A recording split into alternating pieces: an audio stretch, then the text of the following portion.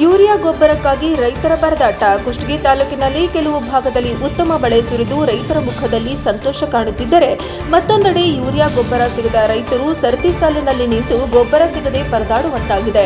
ಪ್ರತಿ ವರ್ಷದಂತೆ ಈ ವರ್ಷವೂ ಕೂಡ ಮುಂಗಾರು ಬೆಳೆಯ ಬಿತ್ತನೆ, ಕೃಷಿ ಚಟುವಟಿಕೆಗಳು ಬರದಿಂದ ಸಾಗುತ್ತಿದ್ದು, ಮಳೆಯ ನಿರೀಕ್ಷೆಯಲ್ಲಿರುವ ರೈತರಿಗೆ ಮಳೆ ಸುರಿದು ಸಂತೋಷ ಸಂಭ್ರಮ ಮನೆ ಮಾಡಿದರೆ, ಮತ್ತೊಂದೆಡೆ ಗೊಬ್ಬರದ ಕೊರತೆಯಿಂದ ಸಂಕಟ ಪಡುತ್ತಿದ್ದಾರೆ.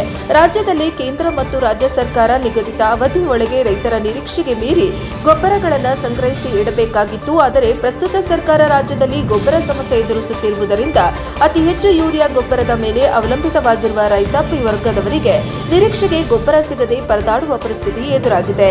ತಾಲೂಕಿನಲ್ಲಿ 3-4 ದಿನಗಳಿಂದ ಗ್ರಾಮೀಣ ಭಾಗದ ರೈತರು ಬೆಳಗಿನ ಜಾವ 6 ಗಂಟೆಗೆ ತೆರಳಿ ಗೊಬ್ಬರ ಮಾರಾಟ ಮಾಡುವ ಮಳಿಗೆಗಳ ಮುಂದೆ ತಮ್ಮ ಆಧಾರ್ ಕಾರ್ಡ್ ಮತ್ತು ಪಾಣಿ ಇನ್ನಿತರ ದಾಖಲೆಗಳನ್ನು ತೆಗೆದುಕೊಂಡು ಸರತಿ ಸಾಲಿನಲ್ಲಿ ನಿಂತಿರುವುದನ್ನು ನೋಡಿದರೆ ಮಾರಾಟಗಾರರಿಗೆ ದಂಗು ಬಡಿದಂತಾಗಿದೆ.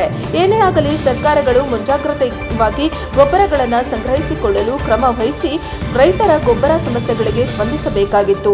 ಅದಕ್ಕಾಗಿ ಸರ್ಕಾರ ನಿರ್ಲಕ್ಷ್ಯ ತಾಳಿದ್ದರಿಂದ ರೈತರು ಮಾರಾಟಗಾರ ಬೆಳೆಗೆ ಮುಂದೆ ನೂಕಲು ಮುಗಿ ಬೀಳಲು ಕಾರಣವಾಗಿದೆ. ಹೀಗಲಾದರೂ ಸಂಬಂಧಪಟ್ಟಂತಹ ಅಧಿಕಾರಿ ವರ್ಗದವರು ಎಚ್ಚೆತ್ತುಕೊಂಡು ಗೊಬ್ಬರ ಸಮಸ್ಯೆಗಳಿಗೆ ನಾಂದಿ ಹಾಡುತ್ತಾರಾ ಎಂಬುದು ಕಾದು ನೋಡಬೇಕಿದೆ.